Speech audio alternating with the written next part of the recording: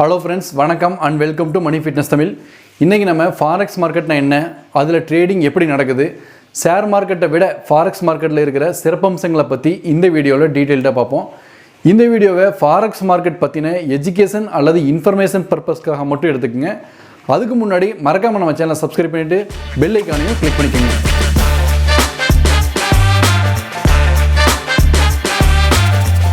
இந்தியாவில் forex trading லீகலாக இல்லீகலாங்கிறது பெரிய டிபேட்டு. அதுக்குள்ளே போகாமல் ஃபாரெக்ஸ் மார்க்கெட்னா என்ன, அதில் எப்படி ட்ரேடிங் நடக்குதுன்னு பார்ப்போம். அதோட ஃபாரெக்ஸ் மார்க்கெட் ஸ்கேம்ஸை பற்றியும் பார்ப்போம். ஷேர் மார்க்கெட்டில் ஒரு கம்பெனியோட ஷேரை வாங்கி வைப்போம். வாங்கி வைக்கிற விலையை பொறுத்து லாபமும் நஷ்டமும் வரும். அதேமாதிரி ஃபாரெக்ஸ் மார்க்கெட்டில் ஃபாரின் கரன்சியை வாங்கி வைப்போம். நம்ம நாட்டோட கரன்சி ருப்பி, அதேமாதிரி ஒவ்வொரு நாட்டுக்கும் ஒவ்வொரு கரன்சி இருக்குது. அதில் 4 மேஜர் கரன்சிஸில் தான் அதிகமாக ட்ரேடிங் நடக்குது. US டாலர், யூரோ, ஜாப்பனீஸ் யென்னு, யூகேவோட பவுண்ட் ஸ்டெர்லிங், இதில் தான் ட்ரேடிங் அதிகமாக நடக்கும். இந்தியன் எக்ஸ்சேஞ்சஸ்லேயும் ஃபாரெக்ஸ் ட்ரேடிங் பண்ணலாம். ஆனால் இந்தியன் ருப்பி பேர்ஸில் மட்டும்தான் கரன்சி ஆப்ஷன்ஸ் ட்ரேடிங் பண்ண முடியும். ஒரு கரன்சியை மட்டும் வச்சு அதோட மதிப்பு எவ்வளோன்னு சொல்ல முடியாது. கண்டிப்பாக 2 கரன்சி வேணும். எக்ஸாம்பிளுக்கு USD INR, ஒரு US டாலர் இப்போ 76 ரூபாய்க்கு போயிட்டுருக்கு. நம்ம 76 ரூபா கொடுத்து ஒரு டாலரை வாங்கிக்கலாம். எப்படி கரன்சி வேல்யூ மதிப்பு அதிகமாகுது குறையுதுன்னு பார்ப்போம். இப்போ ஒரு US டாலருக்கு 76 ரூபா கிடைக்கும். சப்போஸ் ஒரு US டாலரோட வேல்யூ 80 ரூபாயா அதிகமாச்சுன்னா US டாலரோட மதிப்பு அதிகமாகும். ஏன்னா நம்ம அதிகமான ருப்பீஸை கொடுக்கணும். அதாவது US டாலரோட வேல்யூ அப்ரிசியேட் ஆயிடுச்சுன்னு அர்த்தம். அப்போ ருப்பியோட மதிப்பு குறைஞ்சிருச்சுன்னு அர்த்தம். ருப்பி வேல்யூ டிப்ரிசியேட் ஆகிருக்கும். இதுவே US டாலரோட USD INR வேல்யூ 76 ரூபாயில் இருந்து 70 ரூபாயா ஆச்சுன்னா US டாலர் மதிப்பு குறையும், ஐஎன்ஆரோட வேல்யூ அதிகமாகும். இந்த USD INRல லெஃப்ட் சைடில் இருக்கிற USD பேஸ் கரன்சி, ரைட் சைடில் இருக்கிற INR quote currency. Base currency ஃபிக்ஸ்டாக இருக்கும், கோட் கரன்சி மார்க்கெட் ட்ரேடை பொறுத்து மாறும். USD INR அதிகமாக ட்ரேடிங் நடக்கிற கரன்சி பேர் கிடையாது. ஃபாரெக்ஸ் ட்ரேடிங்கில் மேஜர் கரன்சி பேர் பார்த்தீங்கன்னா euro USD, USD Japanese yen, British pound USD Swiss franc. இதில் தான் ட்ரேடிங் அதிக வால்யூமோடு நடக்கும். இது போக British pound euro Swiss franc, euro Japanese yen போன்ற கிராஸ் பேர்ஸ்லையும் கொஞ்சம் ட்ரேடிங் நடக்கும். ஒரு சில கரன்சி பேர்ஸை கமாடிட்டி பேர்ஸ்னு சொல்லுவாங்க. ஏன்னா இந்த கண்ட்ரீஸில் இருந்து கோல், இரும்புத்தாது, நிக்கல், அலுமினியம் போன்ற உலோகங்களை அதிகமாக எக்ஸ்போர்ட் பண்ணுவாங்க. So Australian dollar USD, US dollar Canadian dollar, New Zealand dollar USD போன்ற கமாடிட்டி பேர்ஸ்லையும் அதிகமாக ட்ரேடிங் நடக்கும். ஸோ வெலாட்டிலிட்டி கம்மியாக இருக்கும். எக்ஸாம்பிளுக்கு யூரோ USD பேர் எடுத்துக்கலாம். இப்போ நம்ம ஒரு யூரோ USD பேரை வாங்க போகிறோம். பையிங் ரேட், செல்லிங் ரேட் ரெண்டும் கொடுத்துருப்பாங்க. ஸ்டாக் மார்க்கெட்டில் எப்படி ஒரு ஷேருக்கு பையிங் ரேட், செல்லிங் ரேட் ரெண்டும் இருக்கோ, அதே மாதிரி இங்கேயும் பையிங் ரேட், செல்லிங் ரேட் ரெண்டுமே இருக்கும். இப்போ எக்ஸாம்பிளுக்கு இப்படி ட்ரேட் ஆகிட்டு இருந்ததுன்னா 1.0796ங்கிறது பையிங் ரேட்டு, 1.0802ங்கிறது செல்லிங் ரேட்டு. அதாவது ஒரு யூரோவை வாங்குறதுக்கு 1.0796 US டாலர் கொடுக்கணும். இந்த பையிங் ரேட்டுக்கும் செல்லிங் ரேட்டுக்கும் உள்ள டிஃப்ரென்ஸ் பார்த்தீங்கன்னா 0.0006. இதுக்கு பேர் ஸ்ப்ரெட். ஷேர் மார்க்கெட்டில் ஒரு டிரான்சாக்ஷனுக்கு 20 ரூபா ப்ரோக்கரேஜாக சார்ஜ் பண்ணுறாங்க. ஆனால் ஃபாரெக்ஸ் மார்க்கெட்டில் ஃபாரெக்ஸ் ப்ரோக்கரேஜ் சார்ஜ் பண்ண மாட்டாங்க. இந்த ஸ்ப்ரெட்டு தான் அவங்களுக்கு ப்ரோக்கரேஜ் அமௌண்ட்டு. இந்த ஸ்ப்ரெட் எந்த புரோக்கர்கிட்ட கம்மியாக கொடுக்குறாங்களோ அவங்கக்கிட்ட அக்கௌண்ட் ஓப்பன் பண்ணிக்கலாம். இன்னொரு முக்கியமான டைம் பார்த்தீங்கன்னா பிப். எக்ஸாம்பிளுக்கு யூரோ USD 1.0796ல் 4 டெசிமல்ஸ் இருக்கும். இது 1.0797 அதிகமாச்சுன்னா ஒரு பிப் அதிகமாக இருக்குன்னு அர்த்தம். சப்போஸ் 1.0896 ஆச்சுன்னா 100 பிப்ஸ் அதிகமாக இருக்குன்னு அர்த்தம். மேக்ஸிமம் எல்லா பேர்ஸ்லையும் 4 டெசிமல்ஸ் இருக்கும். ஜாப்பனீஸ் யென் பேரில் மட்டும் 2 டெசிமல்ஸ் இருக்கும். லாட் சைஸை பார்ப்போம். ஸ்டாண்டர்ட் லாட்டில் 1 lakh யூனிட்ஸ் இருக்கும். அதாவது 1 லட்சம் யூரோ USDங்கிறது ஒரு standard lot size.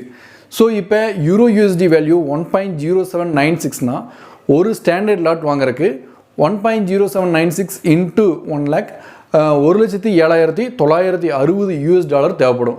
Standard lot மாதிரி mini lot, micro lot, nano லாட்டும் இருக்குது. Mini lot size 10,000 units, micro lot size 1000 units, nano lot size 100 யூனிட்ஸாக இருக்கும். இதில் நம்மளோட இன்வெஸ்ட்மெண்ட்டு ரிஸ்க்குக்கு தகுந்த மாதிரி லாட் சைஸை சூஸ் பண்ணி ட்ரேட் பண்ணிக்கலாம். அதேமாரி ஒரு லாட் ஃபுல்லாக வாங்கணும்னு இல்லை, 0.1 லாட்டு, 0.01 லாட்டு கூட வாங்கலாம். அடுத்து முக்கியமானது லெவரேஜ். ஷேர் மார்க்கெட்டில் 1 ரூபா இருந்தால் 10 ரூபாய்க்கு ட்ரேட் பண்ணலாம். அப்போ லிவரேஜ் 10 டைம்ஸ் கொடுப்பாங்க. ஆனால் ஃபாரெக்ஸில் ஃபாரெக்ஸ் புரோக்கர்ஸு 2000 டைம்ஸ் லிவரேஜ் கொடுப்பாங்க. ₹1 இருந்தால் ₹2000 நம்ம ட்ரேட் பண்ணலாம். அதாவது 1 lakh இருந்தால் 20 கோடிக்கு நம்ம ட்ரேட் பண்ணலாம்.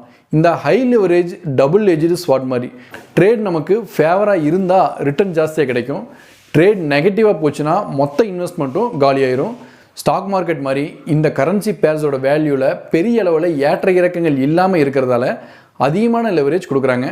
ஃபாரெக்ஸ் மார்க்கெட்டில் வொலாட்டிலிட்டி ரொம்பவே கம்மியாக இருக்கும். அதனால் லெவரேஜ் அதிகமாக கொடுக்குறாங்க.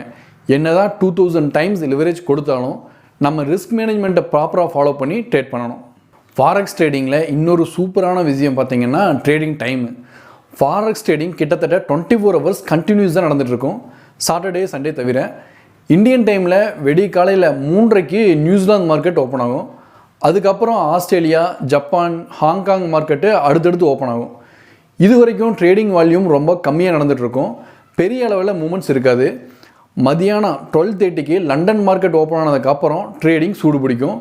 ட்ரேடிங் வால்யூம் அதிகமாக நடக்கும். அதுக்கப்புறம் சாயங்காலம் 5:30 யூஎஸ் மார்க்கெட் ஓப்பன் ஆகும். இந்த டைமில் யூஎஸ் மார்க்கெட்டு, யூரோப் மார்க்கெட் ரெண்டும் ஆக்டிவாக இருக்கும். இந்த டைமில் தான் ட்ரேடிங் வால்யூம் ரொம்ப அதிகமாக இருக்கும். 5:30 8:30 வரைக்கும் ட்ரேடிங் நல்லாயிருக்கும். 8:30 யூரோப் மார்க்கெட் க்ளோஸ் ஆயிரும். அதுக்கப்புறம் எக்கனாமிக் நியூஸ் பேஸ் பண்ணி ட்ரேடிங் வால்யூம் இருக்கும். நைட்டு 2:30 நம்ம டைமில் யூஎஸ் மார்க்கெட் க்ளோஸ் ஆயிரும். இடையில 1 hour மட்டும் ட்ரேடிங் நடக்காது. மறுபடியும் 3:30 அடுத்த நாள் ட்ரேடிங் ஸ்டார்ட் ஆயிரும். ஸோ ட்ரேடிங் பார்த்திங்கன்னா ஈவினிங் 6 மணிலேருந்து நைட்டு 10 மணி வரைக்கும் வால்யூமோட நல்ல ட்ரேடிங் நடக்கும். அடுத்தது ஃபாரெக்ஸ் புரோக்கர்ஸை பார்ப்போம். ஷேர் மார்க்கெட்டில் Zerodha, angel one, India Infoline மாதிரி ஃபாரெக்ஸ் மார்க்கெட்டில் ட்ரேட் பண்ணுறக்கும் ஃபாரெக்ஸ் புரோக்கர்ஸ் இருக்காங்க. நம்ம அவங்கக்கிட்ட அக்கௌண்ட் ஓப்பன் பண்ணி ட்ரேட் பண்ணிக்கலாம். ஆயிரக்கணக்கான ஃபாரெக்ஸ் புரோக்கர்ஸ் இருக்கிறாங்க. ஆக்டாவ் எஃப்எக்ஸ் எக்ஸ்னஸ் நமக்கு கொஞ்சம் சப்போர்ட்டிவாக இருக்கும். மினிமம் டெபாசிட் எவ்வளோ, லிவரேஜ் எவ்வளோ கொடுக்குறாங்கிற டீட்டெயிலை அவங்க வெப்சைட்டில் போய் செக் பண்ணிக்கலாம். இந்த ஃபாரெக்ஸ் அக்கௌண்ட்டில் கரன்சி பேர்ஸ் மட்டும் இல்லாமல் gold, silver, natural gas, crude oil, crypto currency மாதிரியான மற்ற இடத்துலையும் நம்ம ட்ரேட் பண்ணலாம். ஷேர் மார்க்கெட்டில் ஜெரோதா அல்லது ஏஞ்சல் ஒனில் டிமேட் அக்கௌண்ட் ஓப்பன் பண்ணால் அவங்களோட ஆப்லையே ட்ரேட் பண்ணுற மாதிரி இருக்கும்.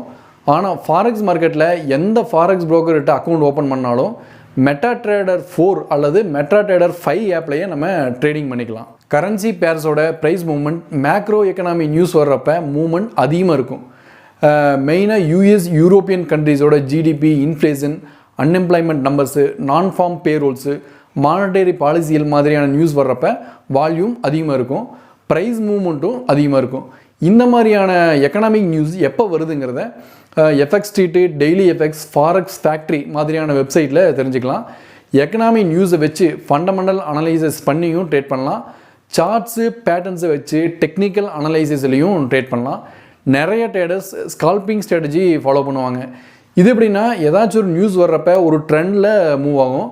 அப்போ அதிகமான லாட் பை பண்ணி குறைவான பிப்ஸ் கிடைச்ச உடனே சேல் பண்ணிவிட்டு ப்ராஃபிட் புக் பண்ணிடுவாங்க. நம்ம தமிழ்நாட்டில் ஃபாரெக்ஸ் ஸ்கேம்ஸுக்கு பஞ்சமே இல்லை. மந்த்லி 5%, 10% ரிட்டர்ன் தரேன்னு சொல்லி பப்ளிக்கிட்டேருந்து இல்லீகலாக மணி கலெக்ட் பண்ணுவாங்க. ஃபாரெக்ஸ் மார்க்கெட்டில் இன்வெஸ்ட் பண்ணி ப்ராஃபிட் வருதோ இல்லையோ தேவையான அமௌண்ட்டை கலெக்ட் பண்ணதுக்கப்புறம் இழுது மூடிட்டு கிளம்பிடுவாங்க.